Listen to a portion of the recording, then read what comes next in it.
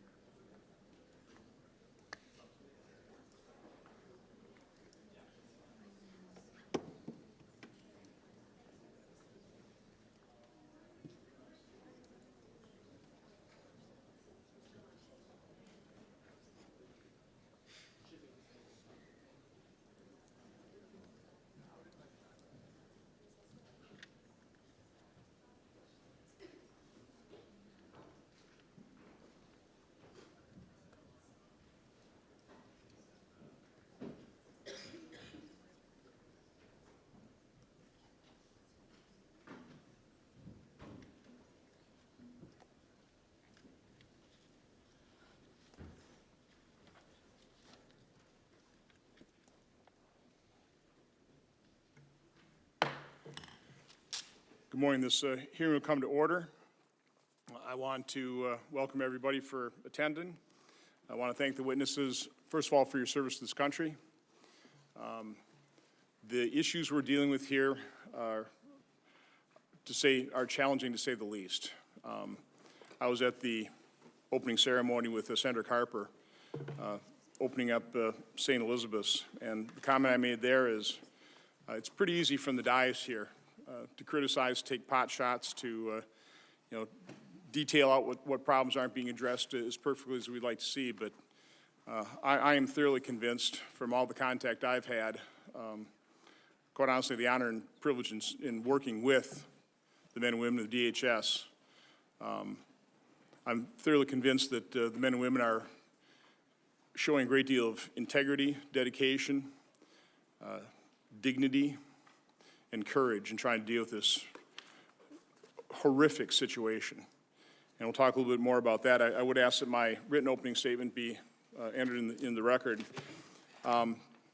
This hearing, and it's called The Unprecedented Migration at the U.S. Southern Border, the Exploitation of Migrants Through Smuggling, Trafficking, and Voluntary Servitude, really started a couple years ago with Senator Portman holding a hearing through his PSI subcommittee on example of involuntary servitude at an Ohio egg farm.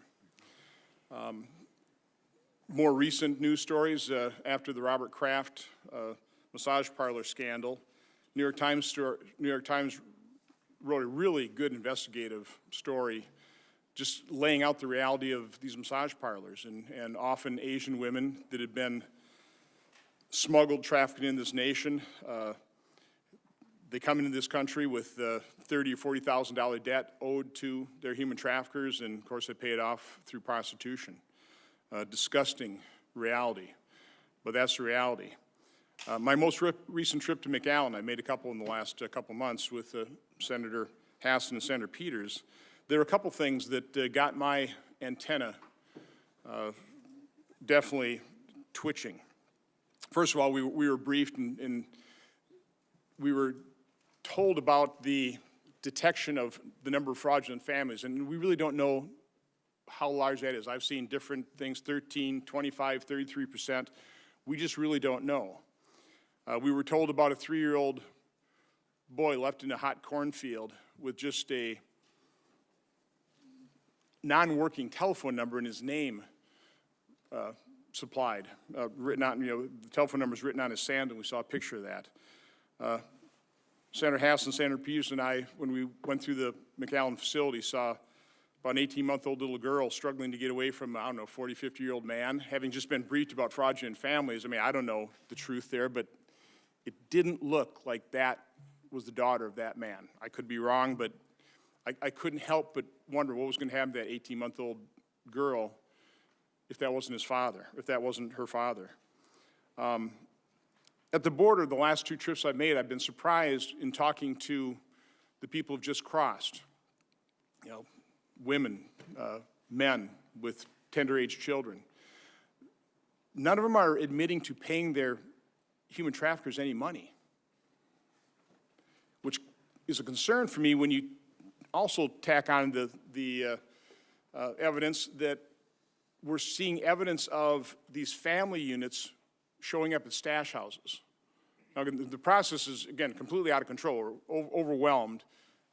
People are turning themselves into Border Patrol. Border Patrol is overwhelmed in their facilities. I think something like 19,000 people held at Border Patrol facilities that, according to the now former director of CBP or Border Patrol, the capacity is only 4,000. But trying to process people as quickly as possible, the largest group on record now, 1,000 people coming in through El Paso, and trying to process them, complete their file, turn them over to ICE. There's a backlog there because ICE doesn't have enough capacity facility to hold it. And then ICE, of course, trying to turn them for unaccompanied children over to HHS where there's not enough capacity, or into non-government organizations to find family members, help them buy tickets to get dispersed all over America. You'd think they'd be dispersed all over America, but instead, some of them are showing up at some of these stash houses. And then, of course, in testimony, we'll hear stories of those people probably about ready to be put into involuntary servitude, but we have records of people being beaten, videos taken of that, videos sent back down to their home countries demanding payment. Once we got back from that trip, story broke in Wisconsin. I'm going to read you some excerpts from a story that's ran in the Milwaukee Journal-Sentinel on June 20th. 5 people were indicted in late May in a Georgia-based human trafficking scheme that federal authorities say illegally brought dozens of Mexican workers to work on Wisconsin farms. The defendants, through 2 companies they operated, received U.S. Department of Labor approval to bring the Mexican nationals to the U.S. to work on Georgia farms through a program that allows employers to hire seasonal foreign workers if they can't find domestic workers to cultivate and harvest crops. Thus, the workers were in the country legally. But according to the indictment, the defendants illegally brought the employees to work on Wisconsin farms, gave them false IDs, and took away their passports so they couldn't leave. The workers faced threats and were made to believe they would suffer serious harm if they left. All but one of the workers identified as victims told authorities they had to pay recruiting fees ranging from $200 to more than $600 to be placed on a list to come to work in the U.S. Some say they also had to turn over titles to their properties in Mexico, their families' homes or land as collateral to get the job. The workers said they were left without medical attention when they got sick and were forced to work more than 10-hour days without being allowed to take breaks other than lunch. Some workers said they weren't always provided water, even on hot days. They were told not to talk with anyone outside their company, not to leave their Wisconsin motel without supervision or permission. 2 workers said they were threatened with deportation if they left. Another feared not ever being able to return to work legally in the U.S. if he was deported. Now again, this is the exploitation of migrant workers in the country legally. I have no idea. I was hoping this hearing would give us some sense of how prevalent this is. I don't think we're going to get that. I think we'll hear some other examples. Maybe it's not that big a problem. I have a sense it's a huge problem. I just have a sense it's a huge problem. I think we should get our chart up here. You've all seen this. I've had to turn the piece of paper the long way. Through May, through 8 months of this fiscal year, more than 400,000 unaccompanied children or people coming in as families, generally one adult, one child, have crossed the border illegally and been apprehended and processed and basically dispersed. If we're to maintain May's rate, that number would exceed $800,000 by the end of fiscal year in just 4 more months. Now, I think we've seen a slight decline based on the weekly numbers. It's getting hot. Mexico seems to be doing more, so hopefully we won't hit that 800,000 number. But I don't see how anybody can take a look at this and not realize this is a huge problem that must be addressed, and we're simply not addressing it, not effectively. I didn't have time to have a picture blown up, but we've all seen it. of Oscar Alberto Martinez Ramirez and his 23-month-old daughter, Valeria. Now, I realize tragedies occur all over this country, all over the world. I don't want to see another picture like that on the U.S. border. I hope that picture alone will catalyze this Congress, this Senate, this committee to do something. I called up Senator Peters earlier this morning. I said I had half a mind to canceling this hearing and instead just have a discussion between what I believe are U.S. senators of good faith that have sat through 30 more hearings of this problem on the border and start coming to some conclusions. What can we agree on to actually start improving the situation? What I have found in 8.5 years here in the United States Senate, there's not much of a problem-solving capability, not for the big ones. Not for the big problems. This committee's actually demonstrated pretty good capacity for solving smaller problems on a totally nonpartisan basis, quite honestly. I'm pretty proud of that. We should all be proud of that. Our staffs ought to be proud of that. Just last week in our markup, we addressed the problem of government shutdowns. And Senator Langford, Senator Hassan, I know Senator Portman, Senator Paul had other bills, but we passed a bill to end government shutdown. Hopefully the rest of the Senate will pick that up. Hopefully the House will pass that, and we'll never have to have another shutdown again. This is a much more difficult problem we're dealing with here. And so what I propose to Senator Peters, and again, I appreciate the senators we have here at the dais. I'm also talking to the other senators' staffs. And I'm dead serious about this. I want to set up our table down there like a markup, but it's not going to be a markup. And in a very organized process, of organized fashion, I want to go through a problem-solving process. That's what we've been doing with all these hearings. We've been gathering a lot of information. We still need more information.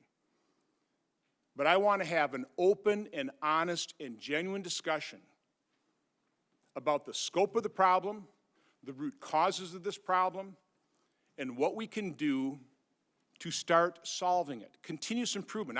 We're not going to solve this overnight, but we can make some improvement in the situation. We have to start doing something. Congress, the men and women in DHS are doing what you can do with limited resources. Congress has to act. And it has to start with an honest and open discussion and conversation. We'll go back and forth, find the areas of agreement. And I don't know that it ends up in an overall piece of legislation or elements that can be tacked onto a piece of legislation that would probably be under some other committee's jurisdiction. But we need to start doing something. It is well past time. And that picture that all Americans woke up this morning looking at, again, should be used as a catalyst for that kind of action. So again, one thing that we're going to try and do, and Senator Peters has been great working with me on this, but hopefully we can sign a letter in support of Operation Safe Return, a pilot program, very small in scope, but a program that is designed to rapidly and more accurately determine those families that clearly don't have a valid asylum claim and safely return them to their home country as a message to people in Central America. Don't indebt yourself to these human traffickers. Don't mortgage your home. Don't pay them a year's worth of salary. Because on a bipartisan basis, we're not going to let the human traffickers exploit our broken system.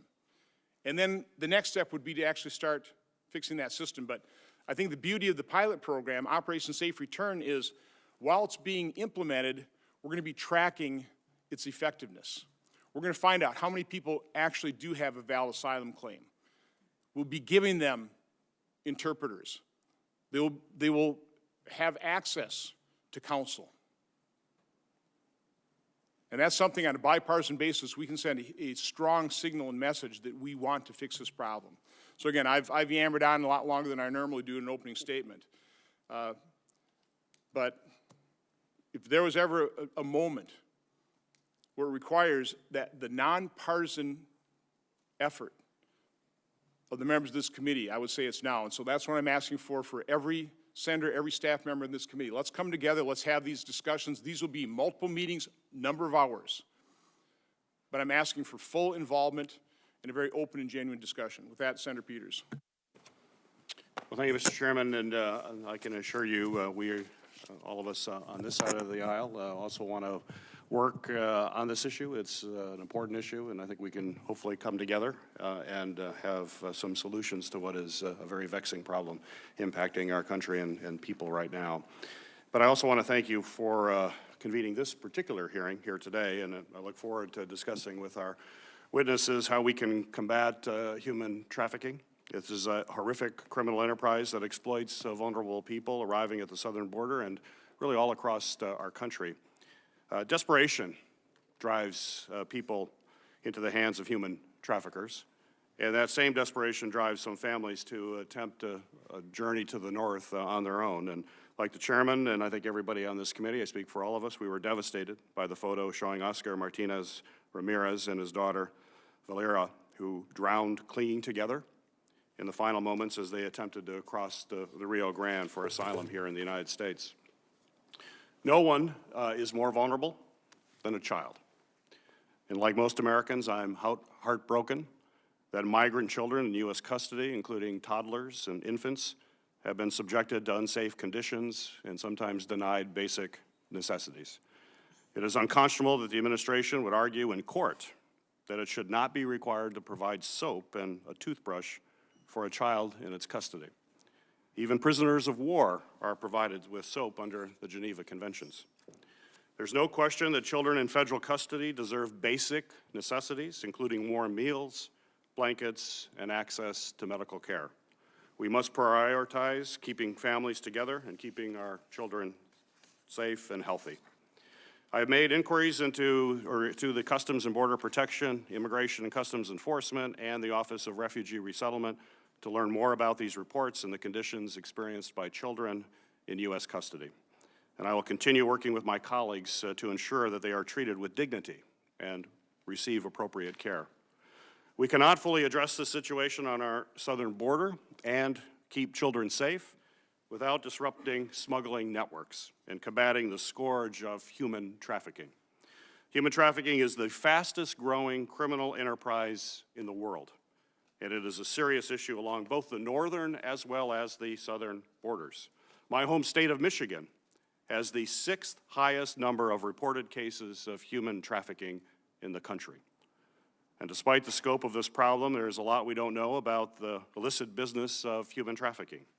We need a better understanding of how transnational criminal organizations operate, finance, and profit from these smuggling rings. We need to work with Mexico and the Northern Triangle countries to address corruption, lawlessness, and other root causes of immigration. We need strong, stable border security policies. Traffickers thrive on chaos and leverage American threats of future crackdowns to induce families to quickly embark on this dangerous journey. We need less chaos. We can all agree that the status quo is both unacceptable and unsustainable. We all share the goal of protecting vulnerable people from human traffickers. That bipartisan support is reflected in the supplemental funding bill the Senate will soon be considering. This legislation was approved last week by the Appropriations Committee by a vote of 30-1.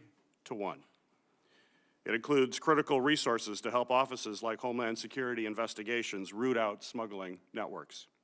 We must provide the right resources in addressing the challenges we face at our southern border, and we need a full understanding of the facts on the ground to properly align efforts across the federal government. Chairman Johnson and I share an appreciation for data-driven discussions.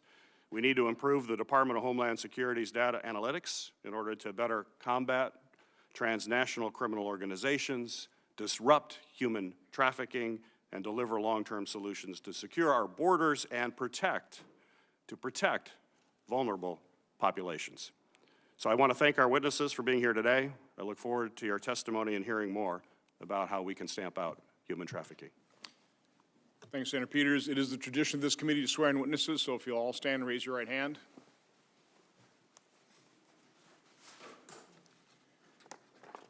Do you swear that the testimony you give before this committee will be the truth, the whole truth, and nothing but the truth, so help you God? Please be seated. Our first witness is Mr. Brian Hastings. Mr. Hastings currently serves as the Chief of Law Enforcement Operations in the U.S. Border Patrol Headquarters in Washington, D.C. Previously, he was the Chief Patrol Agent of the Buffalo Sector Office in New York. Mr. Hastings. Thank you, Chairman Johnson, Ranking Member Peters, and members of the committee. It's my honor to represent the men and women of the Border Patrol before you today as they're hard at work addressing the current crisis on the border. Interdicting illegal aliens, drugs, cash, and weapons at the border is a key component of U.S. border security and, by extension, our national security. Cartels and other transnational criminal organizations, or TCOs, are a threat that requires comprehensive strategy and an aggressive approach across government. I'm sorry to report that Border Patrol's contribution to this whole government effort is currently strained, as we're forced to devote 40 to 60% of our manpower to the humanitarian flow that serves as a lucrative line of business for smuggling organizations. We're overwhelmed by the sheer volume of apprehensions and cannot conduct in-depth interviews that provide vital intelligence on smuggling and trafficking networks. While agents are distracted with the nearly 200 large groups apprehended this year, trafficking organizations are using these opportunities to move illicit narcotics and aliens seeking to evade apprehension. Simply put, the current humanitarian crisis has forced us to put border security and national security at risk. TCOs conduct their illicit operations without regard to human life. Smugglers control where and how aliens cross our border, putting lives at risk. In the Del Rio sector alone, Border Patrol rescues have risen from 44 individuals all of last year to over 400 so far this year. Smugglers are often placing children in nothing more than makeshift raft or on pool toys to cross the dangerous Rio Grande River. On multiple occasions, smugglers have pushed adults and children out of these rafts, knowing that agents would prioritize the preservation of life while the smugglers swam back to Mexico to evade arrest. So far this fiscal year, Border Patrol agents have rescued more than 3,400 people in distress along the border and saved nearly 2,500 people crammed into tractor trailers. Earlier this month, agents freed 14 people from a locked and unventilated trailer compartment that measured 124 degrees. All of these people paid smugglers to bring them into this country and nearly paid with their lives. Others were not so fortunate. This past weekend in the Rio Grande Valley, they mounted an extensive search effort when subjects reported that they had left several children who had died just north of the border. Sadly, on Sunday night, agents recovered the bodies of 3 children and 1 adult in the thick brush. Unfortunately, I know that these will not be the last tragic deaths that we encounter. Summer temperatures are increasing, and we continue to see high volumes of families and children cross the border. Border Patrol has apprehended more than 664,000 illegal aliens on our southwest border so far this year, a nearly 140% increase compared to the same time frame last year. While June is beginning to show signs of seasonal decline that we expect in the summer months, we're still setting record highs. Just 3 weeks into the month, we've already surpassed the apprehension level for every June since 2007. The flow continues to overwhelm resources throughout the immigration system. Border Patrol has made significant investments in humanitarian care, including consumables, soft-sided facilities, medical support, and transportation. We've requested additional funds for this purpose in the supplemental as well. We've been forced to direct manpower away from the border security mission to alien processing simply to keep pace with the high level of apprehensions. We've detailed agents, we've shut down checkpoints, pulled agents from task forces, canceled leave, canceled training to address this crisis. Since we began direct releasing non-processed criminal family units on March 19th, we have significantly reduced the time families spend in our custody after processing. With more than 96,000 family members released so far, this currently represents over 60% of the apprehensions, but only about 25% of those in custody. Together with our partners, we have reduced the number of people in Border Patrol custody from the peak of 19,000 in May to 12 to 13,000 today. Of significant concern are the single adults and unaccompanied children that are spending extended time in custody. Our facilities simply were not designed for long-term care in custody. I cannot stress enough the immediate impact that funding for ICE and HHS bed space would have on the Border Patrol's in-custody population, for both numbers and the duration. In the immediate term, we need Congress to provide supplemental funds requested by CBP and our partners, but the funding will only do so much without a long-term fix. I urge Congress to pass legislative changes that we have repeatedly requested to stop the draw of UACs and families. I thank you for your time, and I look forward to your questions. Thank you, Chief Hastings. Our next witness is Mr. Randy Howe. Mr. Howe is the Executive Director of Operations for U.S. Customs and Border Protection. In this role, he oversees 30 field offices and 328 ports of entry. Mr. Howe. Good morning, Chairman Johnson, Ranking Member Peters, and distinguished members of the committee. It's an honor to appear before you today on behalf of CBP's Office of Field Operations. When I last appeared before this committee in April, I described the challenging conditions at our ports of entry. I mentioned long wait times for cargo processing and ballooning passenger wait times. I explained the ripple effects that redirecting CBP personnel would have on the trade community, the supply chain, and the American consumer. And I asked that you consider legislation action that would help address this crisis. I wish I could say that the conditions at the ports of entry have improved, or that our Border Patrol colleagues no longer required additional manpower.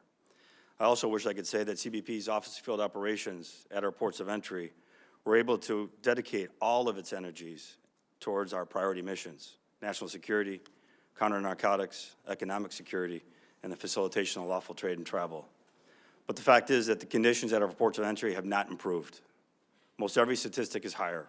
More inadmissible migrants are at our southwest ports of entry, long wait times, more detainees in custody, and more officers from our ports of entry have been redirected to assist the Border Patrol. The variables driving this crisis are the same: unprecedented numbers of family units and unaccompanied children from Central America, many in large groups, and nearly all of them seeking asylum and arriving without proper documentation. And spikes in migration, like the one we're experiencing on the southwest border, can both fuel and conceal human trafficking. The International Labor Organization estimates that there are over 40 million victims of human trafficking globally. In terms of population, that's more than the state of California. 75% of them are female, and a quarter are children. Due to our unique position at our ports of entry, CBP officers play a critical role in our country's efforts to stop human trafficking. Earlier this month, CBP officers and ICE Homeland Security investigation agents arrested Nassim Jekun Garcia, the leader of an international religious organization, at Los Angeles International Airport. He was charged with human trafficking, production of child pornography, and forcible rape of a minor, among other felonies. Because our officers are among the first people travelers encounter when they enter the United States, we are trained to detect the signs of human trafficking. In addition, our interviews are crucial for identifying victims of trafficking because the interview determines the purpose of their travel. For example, in 2017, CBP officers at Dulles Airport interviewed a woman from Spain who had arrived from Paris with her minor child. The woman stated she was a victim of human trafficking and that a Russian criminal organization was forcing her to work as a maid and have sex with men against her will to pay off a debt. The traveler added that the Russian organization had grown impatient at the rate of the debt was being paid off and were sending her to the United States to earn money more quickly. Alerted by CBP and ICE's Human Trafficking Division, we were able to take the woman and child to a shelter for further processing and interviews. Not every trafficking situation is so straightforward. That's why education is important. In 2013, CBP launched the Blue Lightning initiative to boost awareness about human trafficking in the airline industry. Together with the Department of Transportation, the Blue Lightning initiatives provides training on how to recognize indicators of trafficking and how to report these suspected trafficking to law enforcement. We do everything we can to recognize and intercept human traffickers and hopefully rescue their victims, but we can't do it alone. We work closely in collaboration with ICE and other law enforcement partners. I thank you for your time, and I look forward to your questions. Thank you, Mr. Howe. Our final witness is Mr. Gregory Navano. Mr. Navano is the Assistant Director with Homeland Security Investigations. He previously served as Chief of Staff to the Deputy Director of Immigration and Customs Enforcement. Mr. Navano. Good morning, Chairman Johnson, Ranking Member Peters, and distinguished members of the committee. I'm honored to appear before you today to represent the more than 8,500 brave men and women from U.S. Immigration and Customs Enforcement, Homeland Security Investigations to provide an update on our efforts to combat human smuggling and human trafficking and the ongoing security and humanitarian crisis at our southern border. Throughout my nearly three-decade career, I have witnessed firsthand the perils individuals are willing to endure to seek a better life in the United States. There's no better illustration of this than in June of 1994, when I encountered 11 Romanian stowaways hidden in a container on a vessel in South Boston, Massachusetts. The stowaways spent nearly 2 weeks in the container with limited food and water.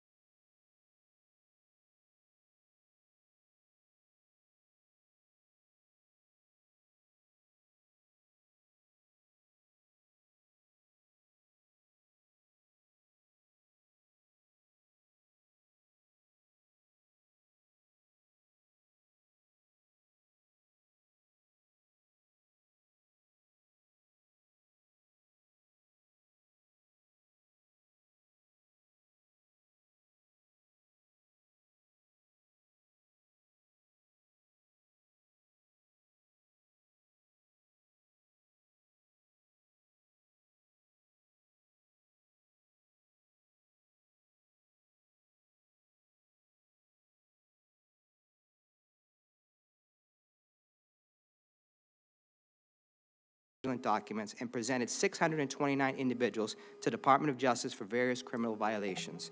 In furtherance of our efforts to combat this crisis, in early May 2019, HSI initiated a rapid DNA pilot program in El Paso and McAllen, Texas. During this operation, a total of 84 family units were DNA tested after providing consent. 16 family units were found to be fraudulent during the testing. About half of the confirmed fraudulent family units were identified prior to DNA testing, when the adult alien recanted their claim of a familial relationship when asked to consent to the test. There's no better case illustration when a 51-year-old Honduran male confessed prior to testing that he was not the father of the infant child he initially claimed to be his son and purchased the child for $84. In addition to DNA testing, in early May 2019, HSI and CBP began identifying adult migrants and accompanying children that entered the United States as alleged family units along our southern border. However, the children have subsequently departed the United States with unrelated adults via commercial airlines to the Northern Triangle. HSI is currently investigating these incidents to determine if these children are being used and recycled by adult migrants for the purposes of defrauding the United States. HSI is committed to augmenting CBP's resources at our southern border to ensure the safety of children and to prevent them from being utilized by criminal enterprises to exploit our immigration laws. However, without additional congressional support, we will be unable to sustain this effort. I thank you for the opportunity to appear before you today, and I look forward to answering your questions. Thank you, Mr. Navarro. Normally, I throw questions out to our committee members right away, but I've got a couple I want to go over quickly. Mr. Hastings, you talked about current levels 12 to 13,000 being held in CBP custody. John Sanders, quoted in the newspaper today, said the capacity of Border Patrol stations is about 4,000. Is that pretty accurate? Yes, sir, that is accurate, and that's across the entire southwest border. So 4,000 is a healthy number. So even though we brought those levels from 19,000 in May, as I talked about earlier, we're still sitting at 12,000 to 13,000 every day, which is well above the capacity levels. And again, that's the capacity of the standard stations, correct? You've put up things like PGA tents, Adana, we saw those, other types of military tents, the types used by our military in Iraq, that type of thing, correct? Is that how you've expanded capacity? That is, sir. So, I mean, you have seen in multiple areas, primarily RGV and El Paso, where we have been forced to move bodies out, transport them out, because we're over capacity in that location. We've transported them to either Del Rio sector to process or to Laredo sector to process.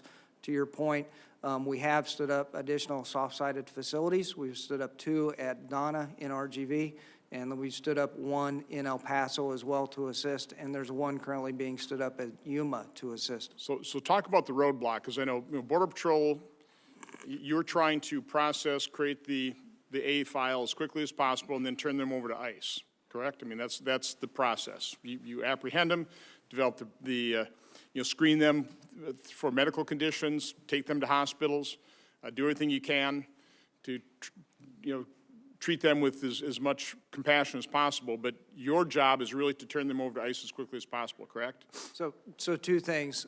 One, yes, we process the family units and the single adults as quickly as possible, and the job is to turn them over to ERO, ICE.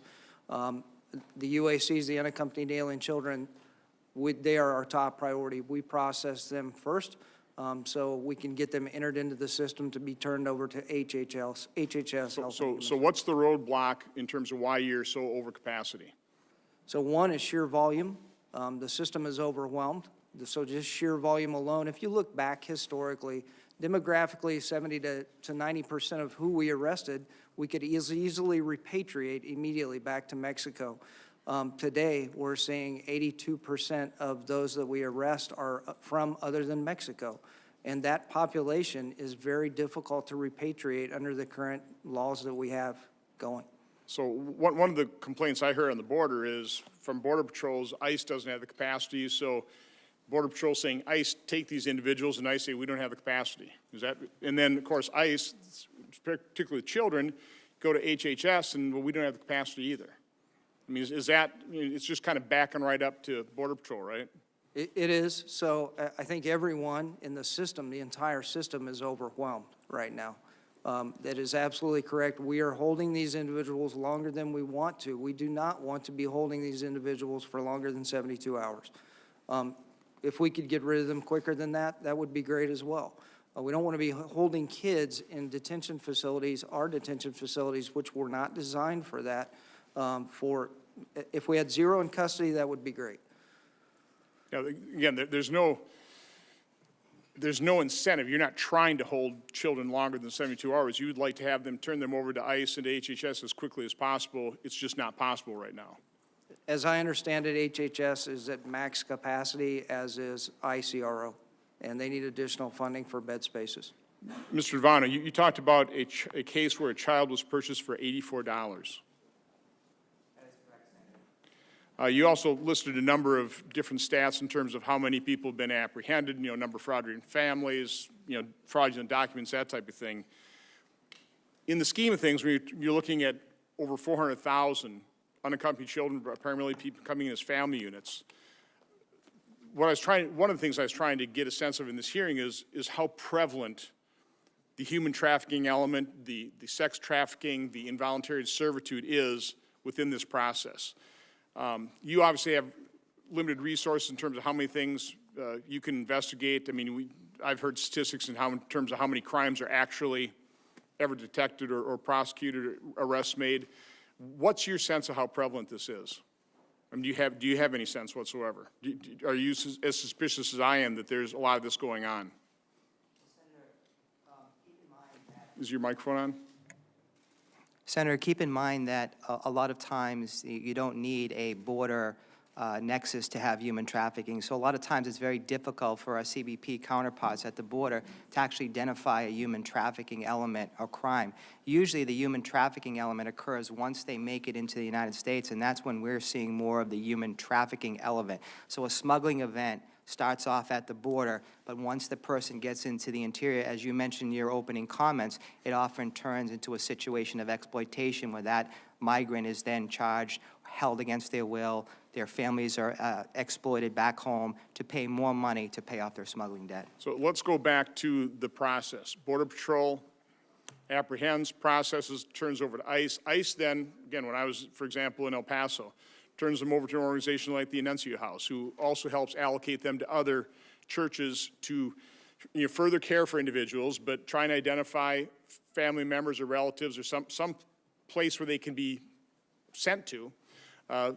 People buy plane tickets, buy bus tickets, and these individuals are sent all over the country. Is that basically what's happening? Again, as rapidly as possible. That's occurring within 6, 7, 8, 9 days in general.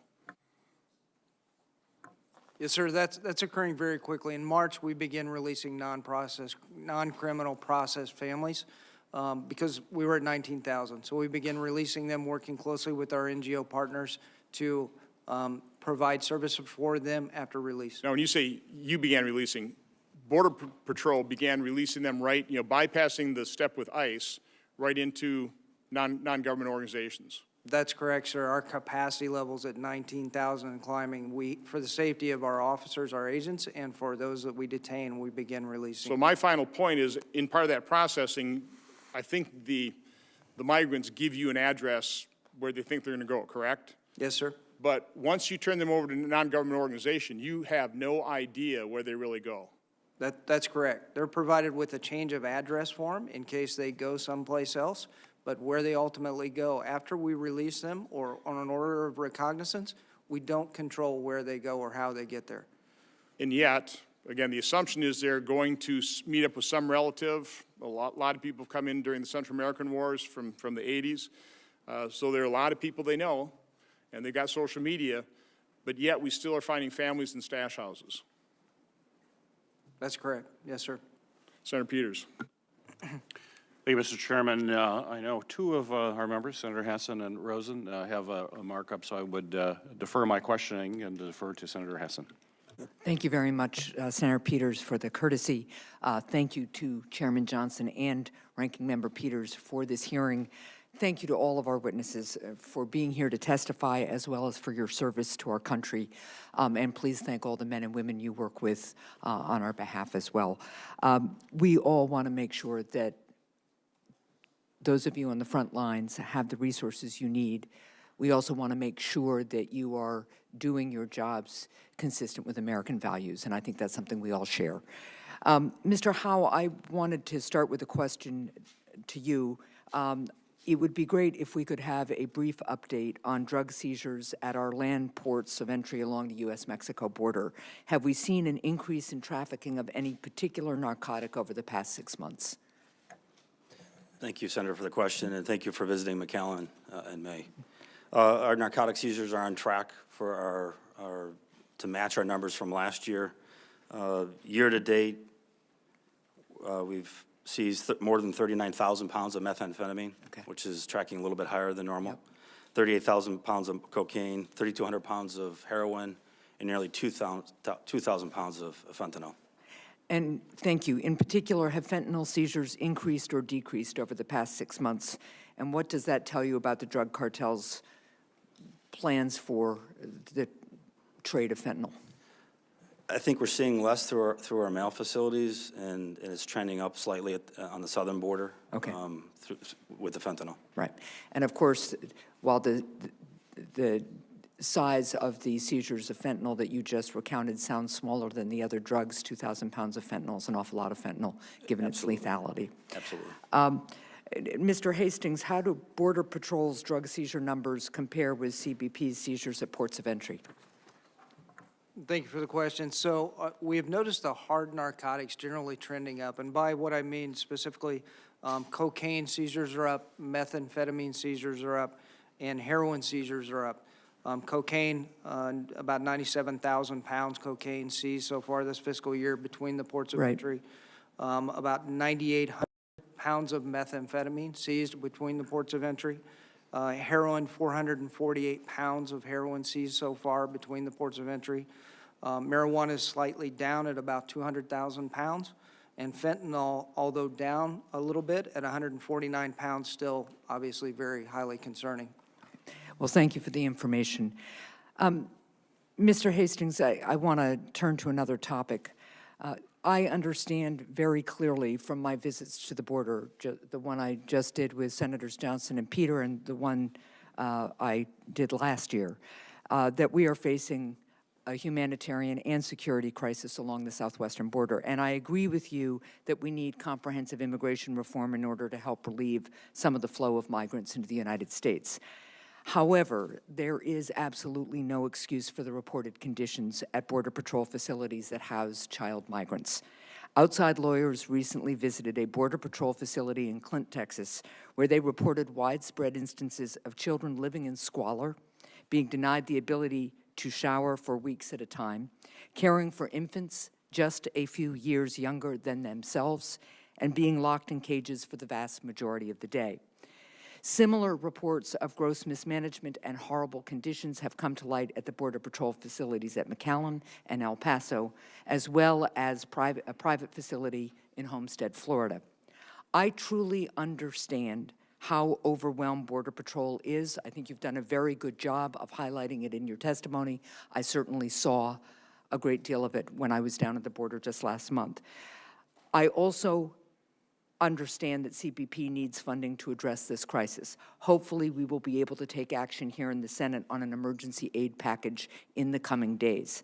However, when dealing with children, your first and foremost priority is to ensure that the children in the federal government's custody are treated with the same kind of care, dignity, and support that we would want and expect for any child. To that end, Mr. Hastings, I would like a very clear answer on these questions. First, does CBP have an obligation to provide toothpaste and soap to children in your custody, yes or no? We're providing that in El Paso, in Clint Station. The news reports say otherwise, but you now say you do have an obligation to do that. We have been at the Clint Station, and generally all of our stations across the southwest border are provided with a variety of hygiene products. And even though our facilities were not constructed for the demographic I we're understand seeing that, today, and my time is limited, so I'm going to cut. I do understand that you are dealing with difficult facilities. I do understand that there is a backup with HHS, which I think HHS could do more to solve.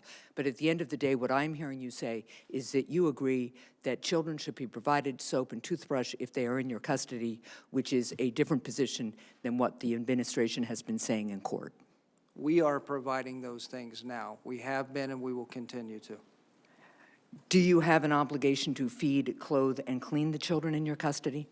We provide 3 meals, hot meals a day, and snacks are unlimited to those in our You custody. do understand that that is in direct contradiction with the news reports that we have been reading and from what lawyers who have been visiting these children and interviewing them are telling us.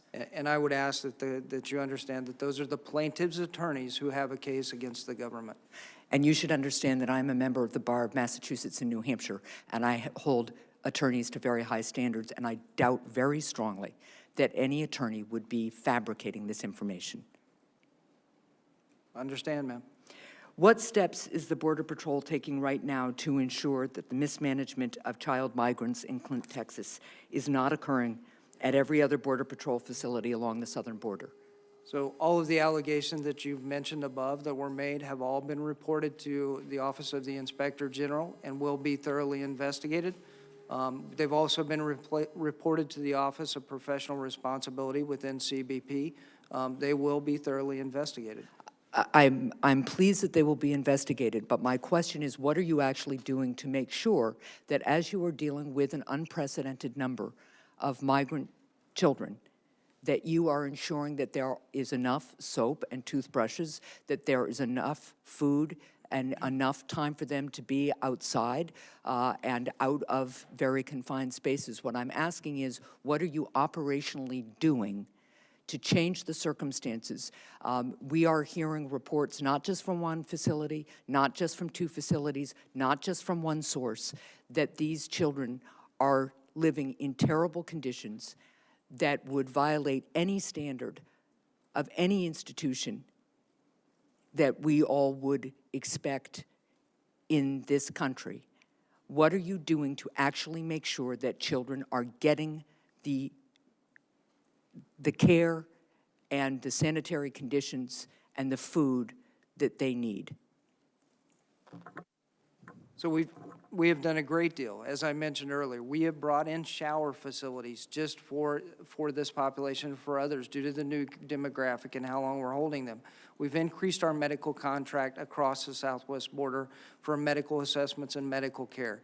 We've increased, as I mentioned in my oral statement, the amount of operational funding that we're spending on consumables, diapers, food, formula, all of those things. If you walk into many of our locations on the southwest border, including Clint, you will see an area, a storeroom that frankly looks like Costco with these supplies that are available.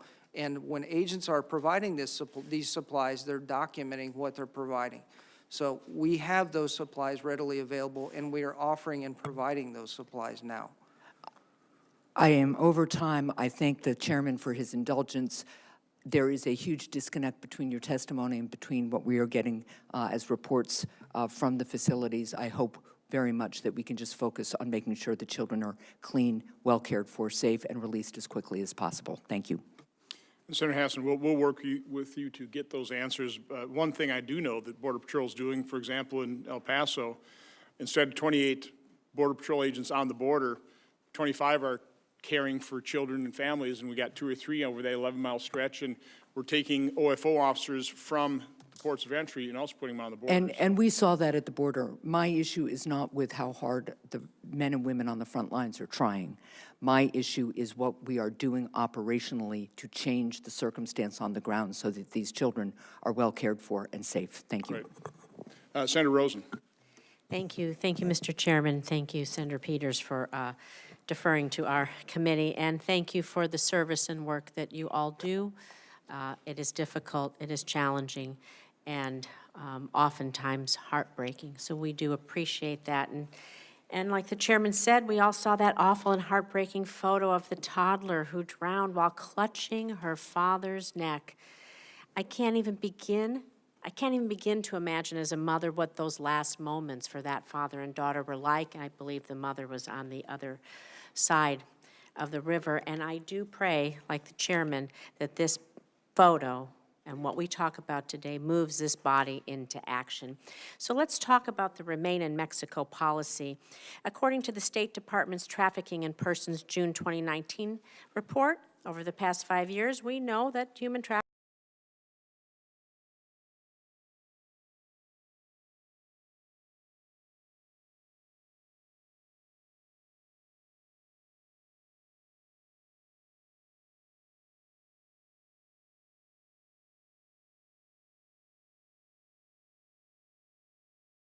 in 2019, DHS issued a new policy guidance on migrant protection protocols, known as the Remain in Mexico policy.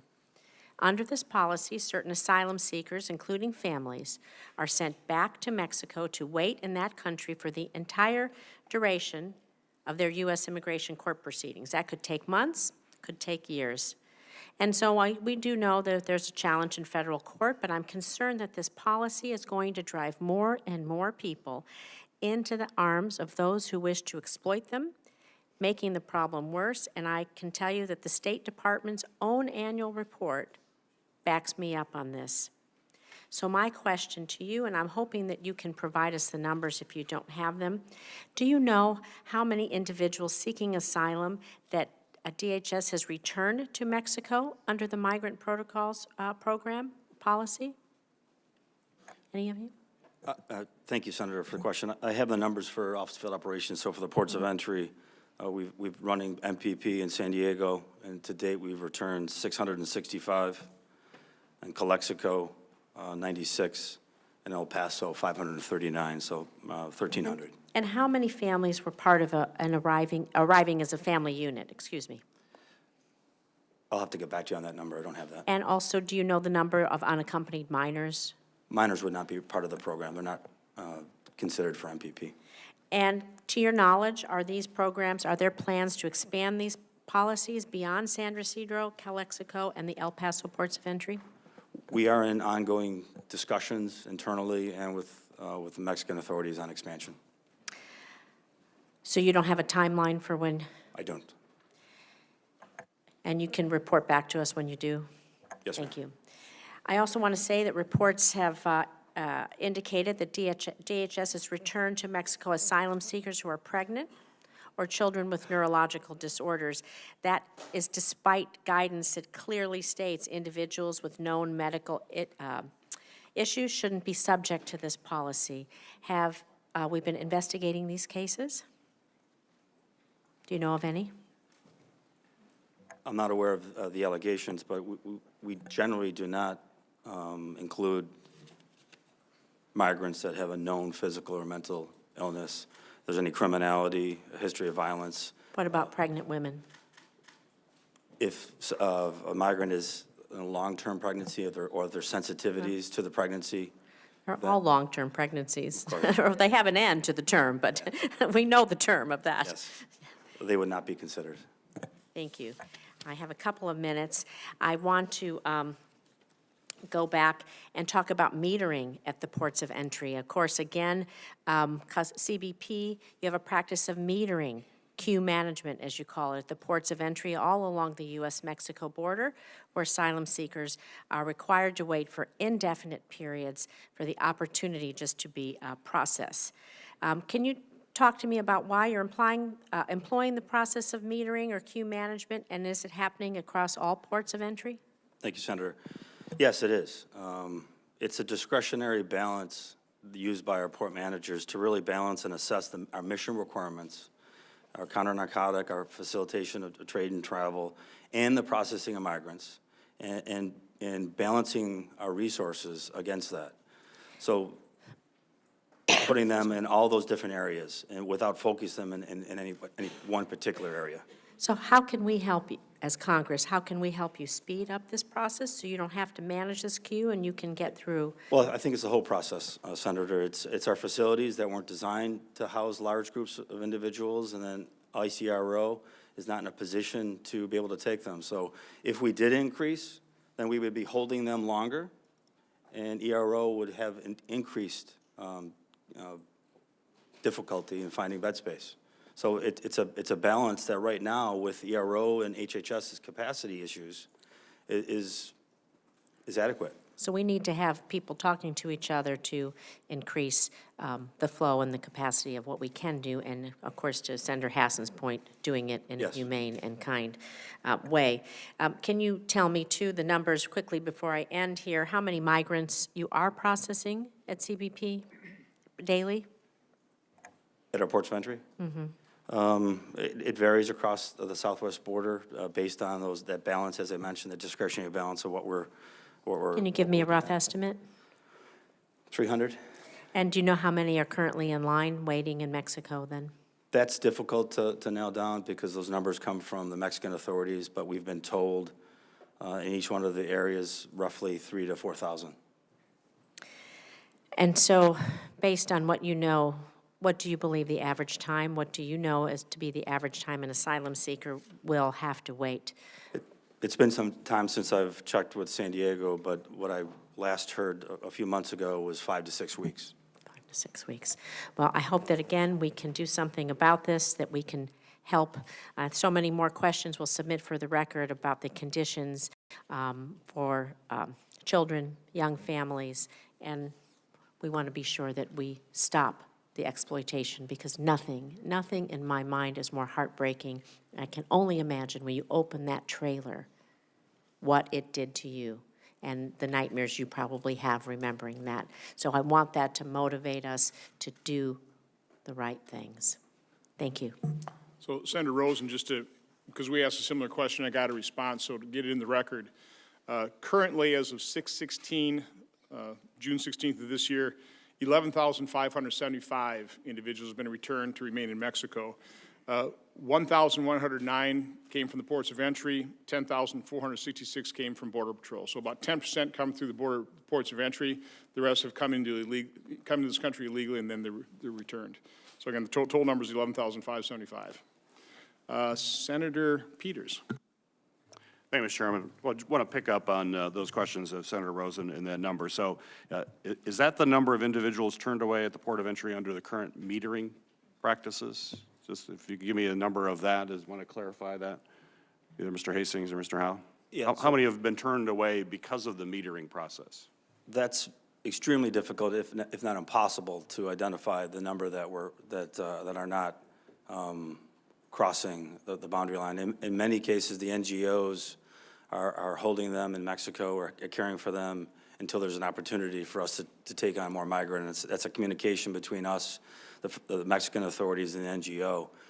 So it's nearly impossible There to are identify. folks coming across, and you're saying you can't come across today because of the metering process? You're saying you don't know that number? We don't. So, obviously, the tragic situation we've all talked about with his father and his young daughter. The story is that he died after attempting to seek asylum at a port of entry, and he waited for over 2 months in Mexico. What, to both Mr. Hastings and Mr. Howe, what do you think is the relationship between the metering at the ports of entry and an increase in families that we're seeing that are trying to cross between ports of entry? Sir, I just know that, we've seen an increase in the volume of family units continue to build month after month. I'm not sure what the result is with the queue management. When we're interviewing these individuals, quite frankly, what they're telling us is, we've heard on social media, or we have heard from folks who are already in the country, bring a child and you'll be set free. That's what we're hearing. That's not my question. My question is, what is the relationship? You're metering folks that are coming across the port of entry, so they can't. We know this gentleman who tragically died with his daughter was waiting 2 months and said was turned away from the metering, and so then decided to go not in a port of entry, and we're seeing more and more folks. What's the relationship of people who, if they can't come through a port of entry, they're now trying to cross at other places in the border? I think it's difficult for me to speculate, Senator, what numbers that occur. As I said to Senator Rosen, it's that delicate balance of managing our resources at all our different mission sets. And processing migrants is important, but if we were to process more migrants, it's going to have to come from something. So it's not going to come from a counter-narcotic mission. It's not going to come from a national security initiative. So it would have to come from facilitation. And we don't want to, have U.S. citizens waiting longer to return to the United States. So that balance is what we're trying to strike. Well, we're discussing also trafficking and smugglers and the problem related to that. And so does it make sense that if it's more difficult to come across the port of entry and just present yourself at a port of entry to the legal process, and that you want to go then or attempt to get into the country a different way, that might actually increase the business for smugglers and cartels who will say, we'll take care of the situation for you, just pay us, and we'll get you in some other way? Is there a correlation there? Is there or not? Again, I think it's difficult to speculate. We do have smuggling attempts that occur at our ports of entry. We have over 400 a year across the southwest border where migrants are either presenting somebody else's documents or they're hidden in a vehicle. So it's difficult for me to know. Is there anything being done at the Mexican border to ensure the migrants who are waiting to cross are not being recruited by smugglers at the border or being approached to use their services? Are either we or the Mexican government engaged in attempting to disrupt that kind of business connection? I don't have firsthand knowledge of that, but the Mexican authorities would have that responsibility. Would we want to know what the Mexican authorities are doing, and would we encourage them to do something along those lines? Absolutely. Why has that not been done? I'm sure it has been done at the local level, where. Can we find out? Is it possible to get that information? Absolutely. I'd appreciate that. CBP has said that between mid-April and June 14th, over 1,800 family units were interviewed who presented indications of fraud, with 275 fraudulent families identified, is based on the data that I have. Chief Hastings, how many total migrants crossed the southern border during that time frame? I believe it's roughly over 200,000. Is that accurate? Sir, what was the time frame again? I'm sorry. Mid-April to June 14th. So April, June, 2 months. April to June, so we've had a high volume, I think 132,000 last month. I can tell you for the year that we've had 5,100 fraudulent claims so far, fraudulent family claims that we know of. Is that, what time frame is that, through recent? That's for the fiscal year of FY19. Oh, fiscal year, so, And- yeah, I'm looking at a 2-month period here. I couldn't give, I don't have that That's fine. specific information, but I think the biggest thing and one of the most important things is, you heard Chief Carish testify last time, it's due to the volume that we're seeing. It's very difficult to spend time interviewing and getting in depth with these individuals. So my question also is, what do you consider, how do you define a fraudulent family? Is a grandmother and a grandson considered a fraudulent family? Or is an aunt or nephew, is that a adult sibling of a minor sibling?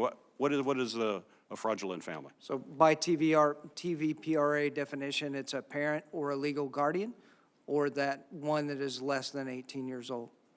Parent or legal guardian. So a grandmother bringing a grandson would be a fraudulent family. It's not necessarily counted as fraudulent, they're just not a family unit. They will be, in other words. So it would show a non-family unit is coming across. A grandmother with her grandson or granddaughter would be considered not a family unit. That's based on correct. your definitions. Yes, sir. Could you give some examples of the indicators that you would use to warrant them being interviewed as a possible fraudulent family? A lot of times we'll see just the sheer reaction between the child and the adult. The agents will see that, notice that, and they'll start questioning further to try to determine if indeed it looks like there's a true familiar relationship. We've also saw quite a bit of false documentation, specifically from Honduras and Guatemala as well, birth certificates. Could you also describe the way the CBP officers identified the migrants that participated specifically in the DNA pilot double helix? These were not random sample of families. Is that correct? That these are folks that agents suspected as unlikely to be with a parent before you did the DNA testing? Thank you for your question, Senator. We sent a team down to McAllen and El Paso, Texas, and the referrals were given to us after Border Patrol had an opportunity to interview those individuals. If there were individuals that they had been suspected of being in a fraudulent family unit, they would refer it to the team that was down there to conduct the DNA testing. This was after an interviews, a review of their documents, and as my colleague stated, if the behaviors did not appear to be in a familiar relationship where there seemed to be some distance between them, they used those factors to refer that family unit over for a DNA test. I'm out of time, Mr. Chairman, but just one last question. Do you have an after-action report you could share with Congress to assess the viability of implementing DNA testing on a wider scale? Senator, we did do an after-action report, and we will see about allowing you to see that report. Thank you. I'd appreciate if you could get that to me. Thank you, Mr. Chairman. Couple points. Those DNA tests, about $200 a test. If we've had 150,000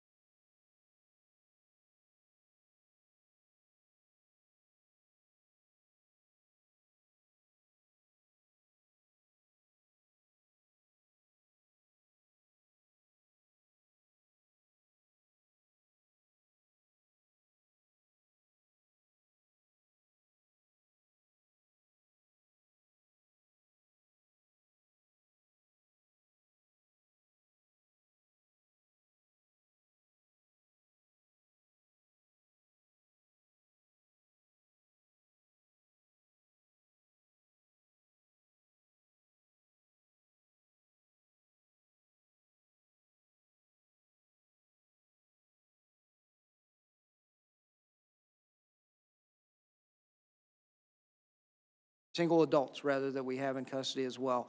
So HHS and ERO need funding for bed space to get those out of Border Patrol custody and into the care of those who are set up for long-term detention. That's short-term. Long-term, we need a fix that quits allowing this draw for family units and unaccompanied alien children to come to the United States. We have to stop this draw. All right. Mr. Howe? I agree, thank you, Senator. I agree with everything that Chief Hastings said, but in addition, just to underscore the importance of ICE, ERO to get the proper funding and bed space and HHS so that they can relieve our facilities that weren't designed for the long-term detention so that we're not in this situation. Right. Do either of you believe we need to have more border protection? I mean, so far, you talked about the supplemental and the Flores decision primarily. So what about, do we need any funding to secure the border? I mean, this wouldn't be happening if we had a secure border. Well, right now, I think we absolutely need more funding for border security, but our biggest issue now is pulling away from that 40 to 60% of agents that we're pulling off the line to deal with the humanitarian crisis, the families, and the UACs. That's the biggest problem that we have right now. And in the meantime, while we're dealing with that demographic, a large number of single adults are still trying to evade arrest, to your point. A large dynamic of drugs as well, trying to evade. And they're using these family units who are trying to cross as a diversionary tactic in a lot of cases to be able to make money on drugs and single adults trying to evade arrest. Mr. Hay, do you like to add anything? Thank you for your question. We are the investigative arm of Department of Homeland Security, and the concern that we would have is the more resources we take away from conducting the complex criminal investigation, targeting the transnational criminal organizations that are actually organizing these smuggling loads and human trafficking, by putting people on the border to augment the need that CBP has, takes away potentially from conducting our mission, which is, protecting of the homeland via investigations and try to target these transnational criminal organizations. Mr. Hastings, how does it make you feel when you get asked questions to suggest that you or your team doesn't care about these children that you're taking care of? How do you all feel every day when you get up and you read the papers or see the news where somebody suggests that you're not doing your job?